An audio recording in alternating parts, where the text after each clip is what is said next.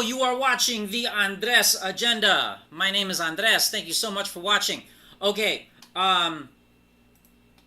so I recently saw Shazam. I saw it last night.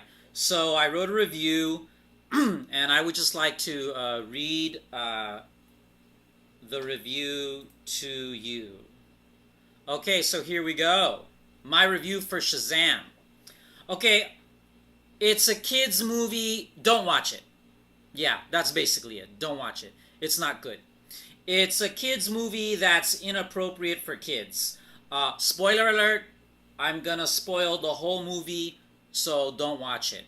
Uh, Instead, you don't have to watch it because I'm gonna spoil it. So instead of watching the movie, watch this video, and then read the book America the Farewell Tour by Chris Hedges. That book has nothing to do with the movie Shazam, which is why you should read it. I've read it twice. Okay, how this movie got such a high score on Rotten Tomatoes, I don't know, but it seems that this has been happening a lot lately. Bad movies getting good reviews.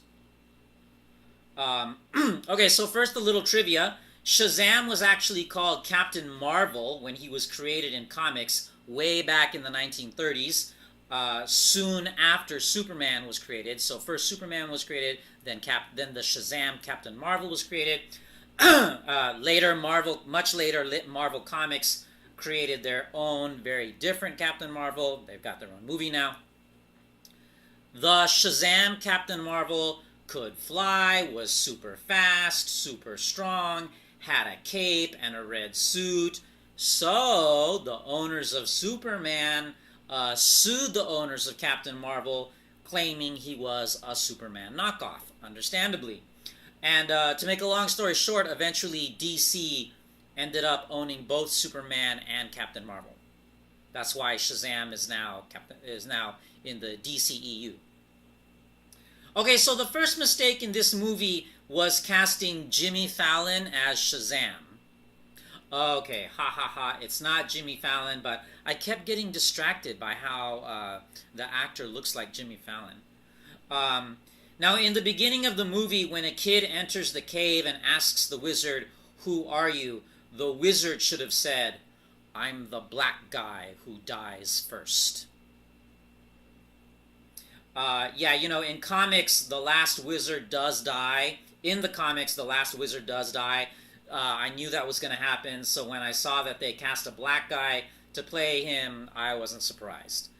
Now, Billy Batson, the hero, he's a kid, he's part of a sitcom family, complete with perfect older sister, cute little sister, and obese dad, with a thin and beautiful mom because, Homer Simpson and Peter Griffin represent all fathers to a person.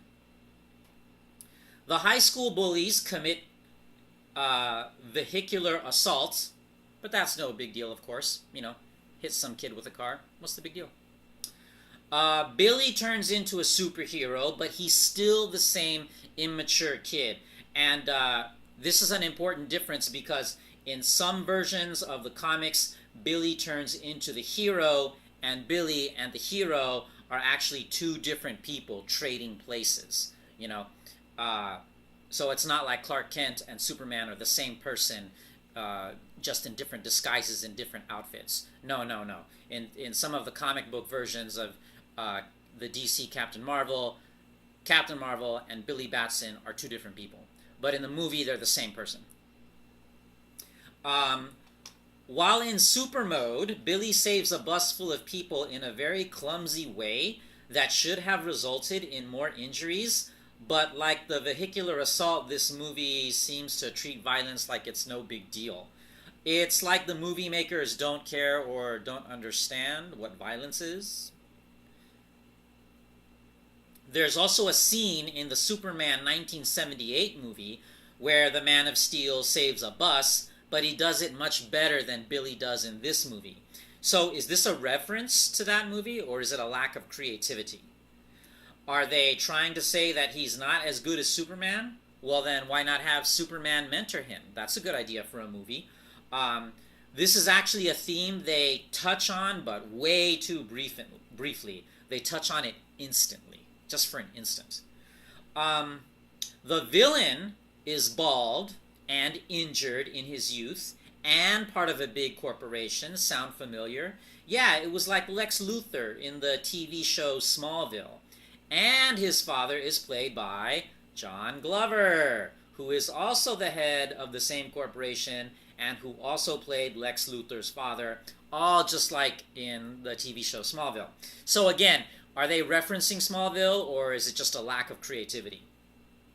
Now, like the Tobey Maguire Spider-Man movie, there's a corporate villain who kills the members of the board to take over the board, and even one of the board members is in a wheelchair, just like in the Spider-Man movie, and there are daddy issues throughout the movie.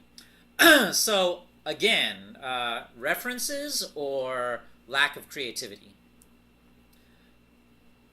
It feels like the studio decided to mix Spider-Man and Harry Potter and throw in foul language, scary monsters, killing people by throwing them out of windows, and a strip joint. Now, there's no nudity and no F-bombs, but there is the presence of the strip joint twice. Kids go into the strip joint. And then there's the foul language, including Santa Claus dropping bleeped F-bombs. And, like I said, there's the violence. So it is PG-13, but still, parents should keep kids away from this movie, which is mistakenly marketed towards kids. The Tobey Maguire Spider-Man is how you make a superhero movie for kids and adults. Whoa, hello. I think I'm having technical issues. So anyway, the Tobey Maguire Spider-Man is how you make a superhero movie for kids and adults. Harry Potter is how you make a magic movie for kids and adults. Star Wars 1977 is how you make a movie with a lot of eye candy for kids and adults. This movie feels like a parody of superhero movies. Yes, it's a kids' movie, so the kids are being silly without realizing it because they're just kids, but I found it immature, irritating, out of place, confused, not focused. There is an important symbolism in the end of the movie which ties to the beginning of the movie. Excuse me. Which could have been done so much better had they taken the time to flesh it out. But they didn't flesh it out. So did the studio think that fleshing it out would be too intellectual and too slow and too boring and take up too much time? Kids can handle smart material.